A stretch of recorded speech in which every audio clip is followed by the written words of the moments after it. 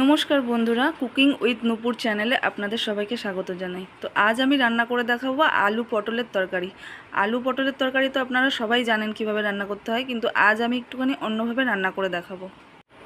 তো প্রথমে আমি কড়াইতে ফোড়ন দিয়ে দিলাম। ফোড়নে দিয়েছি জিরে, তেজপাতা, শুকনো লঙ্কা। তারপরে আমি জিরে, আদা, কাঁচা লঙ্কা, শুকনো লঙ্কা বাটা দিয়ে তেলের মধ্যে মশলাটাকে ভালো করে কষিয়ে নেব। আর এই রান্নাটা আমি আমার ঠাকুমার থেকে শিখেছি। আগেকার দিনের বয়স্ক মানুষরা তারা খুব ভালো রান্না করতো, তো আমার ঠাকুমাও এভাবে রান্না করতো, তো রান্নাটা ঠাকুমাই আমাকে শিখিয়ে দিয়েছিল। তো তারপর আমি আরও কিছু মশলা এর মধ্যে অ্যাড করব, যেখানে থাকবে হচ্ছে কাজু বাটা, চারমগজ বাটা আর পোস্ত বাটা। সেটা দিয়ে ভালো করে কষিয়ে নেব। তো এখন ভালো করে মশলাটাকে